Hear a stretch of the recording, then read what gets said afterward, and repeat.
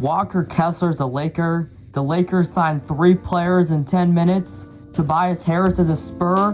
Mitchell Robinson's a Celtic. Jaylen Brown was traded for Paul George. The NBA offseason is absolutely crazy, and it's happening on July 1st. The second day of free agency has definitely been the craziest day. Walker Kessler was traded to the Los Angeles Lakers today for 2 first-round picks, 2031, 2033, and 2 first-round pick swaps, 2028, 2030. They also extended him to a 4-year, $130 million extension. The Lakers get their guy, they get their center of the future, and I'm a Laker fan, and I don't think this is an overpay. You know, you got to have the mentality of the picks don't matter, and you got your future center. Obviously, it's all hype now. We don't know he's had health concerns, but Walker Kessler is going to be a great fit next to Luka. He's an unbelievable rim protector. He was kind of getting a 3-point shot going. And I've heard rumblings online that he's not a offensive guy. He is. He averaged 14 points a game, averaged 11 rebounds, shot 70% this season. Now, I'll give you one thing. He only played 5 games this year before suffering a torn labrum. So in 2024-2025, he averaged 11 points, 12 rebounds, and 2.4 blocks a game. That was a career high. Walker Kessler fit well next to Luka, and the Lakers actually have their center of the future. The Lakers also signed Quentin Grimes to a 4-year, $60 million contract, Sandro Mamu to a 4-year, $52 million contract, and Colin Sexton to a 2-year, $19 million contract. All 3 players are going to do pretty well with the Lakers. You know, the fit is a little questioning, but they're all very good players. The one thing the Lakers are looking after is a wing. Is that from the trade market? Is that a veteran minimum like Isaiah Williams, a Jonathan Kuminga? If we could try to get Jared Vanderbilt out of there, we will see. The Lakers made some crazy moves. We also saw Mitchell Robinson signing with the Boston Celtics on a 3-year, $47 million contract. You know, a little bit more expensive than everybody thought. And also going to the Celtics out of all places. Could probably be the backup center. They have Neemias Queta. But we'll talk about the Celtics later in the video. You know, this is a good backup center. This is a very good signing. They also signed Mike Conley on a minimum contract. This was also shocking. I thought he was going to go to the Heat, maybe even go back to the Grizzlies on one last year. He's going to play 20 years in the NBA. One heck of a career. I bet this is where he will end his NBA career. To be honest, I would not be shocked if he's dealt at the trade deadline to the Grizzlies or maybe even the Jazz. He played pretty good with the Jazz. But the Celtics, they did pretty good in free agency.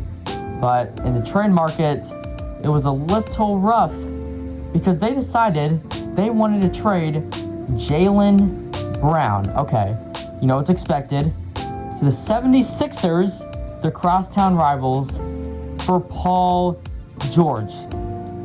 That was about it. Yes, they got 2 first-round picks and 2 second-round picks. Those first-round picks, they aren't really anything. You know, they are most favorable to Boston. But you just traded Jaylen Brown for Paul George. Don't get me wrong, Paul George had his best season in a little while, maybe in the last 2 to 3 years. This season, he played about 30 games, but that's due to suspension. It wasn't all injury. But Paul George is making $50 million a year. He's 36 years old. Jaylen Brown just turned 30, so I guess he is now 30. But Jaylen Brown was just an MVP candidate. I don't get it why the Celtics would do it. I hate the Celtics. So I'm actually kind of happy they made the trade because they might not be that good. They might not be that good. You know, Jason Tatum will, bring them to the playoffs and everything. But the Eastern Conference is so stacked. You have Kawhi going back to Toronto. Giannis going to the Heat. He was already in the Eastern Conference. Now you have Jaylen Brown going to the 76ers. Unbelievable. We're going to move on. The Pistons are signing John Collins to a 3-year, $51 million contract. The fit here is a little weird. They needed to try to replace Tobias Harris, and this is the one guy that's a little bit interesting. I'd have liked to see them get Rui Hachimura, and I'm kind of saying that they still might get him, which would make absolutely no sense. I don't know where Rui's going to go, especially since Tobias Harris signed with the Spurs. But John Collins played very well. He's a lob threat. So Jalen Duren stays with the Pistons. They have 2 very good lob threats. John Collins, he really is not bad at anything. He's pretty decent at literally everything. He doesn't really have a flaw, I'll say. Pretty good three-point shooter, pretty good defense. You know, the Pistons got a good player, but the fit is a little weird. The Rockets signed Bogdan Bogdanovic to a minimum and Marcus Smart to a 2-year, $13 million contract. The Marcus Smart stuff has been basically done for about a week. That's how you know there's, tampering happens. Basically already knew the contract details, and it was a little off, but Marcus Smart, he brings culture and defense to the Houston Rockets, but one thing I will say is that backcourt does not have a lot of offense. Fred VanVleet, he can shoot threes, he can pass the ball, but he's not that great of an offensive player, let's be honest.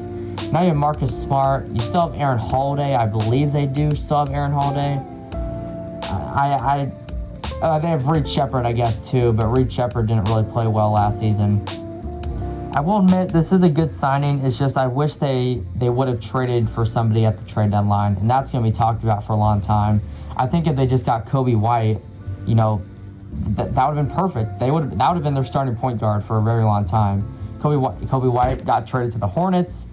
They now extended him. Now Kobe White's the point guard of the future for the Hornets. At least that's what the expectation is, because they traded LaMelo. But the Rockets, good signing for Marcus Smart. Bogdan Bogdanovic, to be honest, I don't know if he really plays that much. It's only a minimum, but if he does play, he's going to get hurt. He's going to get hurt this season. That's how it works. He's going to be injured, but he brings three-point shooting, so I guess that helps, but he's not going to be healthy all season. Next up, we had Tobias Harris signing with the San Antonio Spurs. I love this signing. It's 2 years, $31 million, only $15.5 million for Tobias Harris. I just think he fits so well. He's basically Julian Champagnie, just a little bit older, and he plays the power forward position. Wemby's going to have shooters around him. Stephon Castle doesn't need to shoot really anymore. You have Julian Champagnie now. De'Aaron Fox, the finals was terrible, but he's still a good player. He can shoot threes and everything. This team is built for going to the championship again, and I really believe that they can. This Tobias Harris signing is very good. It's not the most expensive. Tobias Harris had 13 points this season, 5 rebounds. He played pretty good. It was kind of a low. He hasn't played great with the Pistons, stat-wise, but he's been so impactful for them.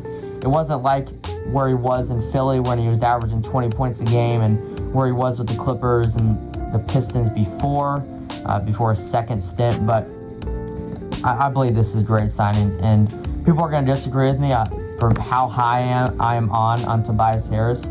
But I believe he's just a good player overall. I think he fits well, and the Spurs are going to make a run again. Some rumors: Rui Hachimura. He's I don't know where he's going to sign. The Spurs got Tobias Harris. The Pistons got John Collins. The Nets, I just don't see him going to the Nets unless they give him like $25 million. Very interesting. I don't know where Rui goes. LeBron James, the Nuggets and the 76ers have reached out for LeBron. So I doubt, these teams are reaching out. You're going to see big reports on it. It's going to mean nothing in my opinion. Just due to the fact that I don't see him going to Denver, spending his final years there, and I don't see him going to Philly. Now, if he did go to the 76ers, I guess you have Tyrese Maxey, VJ Edgecombe, Jaylen Brown, LeBron, and Joel Embiid as a starting lineup. Now, that's insane.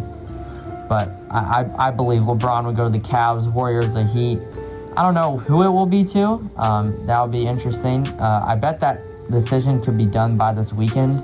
I doubt it will go on for too long. LeBron is the type of guy, though, to drag this on until July 20th, but I doubt that would happen. I just wanted to come on here to share some of the news. The news has been absolutely insane today, and the NBA offseason is basically over. We saw some good free agents out there, but some of the top players have been traded who are on the market. And I just believe that this offseason's over. I just want to make this video. Hopefully you enjoyed this one. The NBA offseason has been absolutely insane. And goodbye.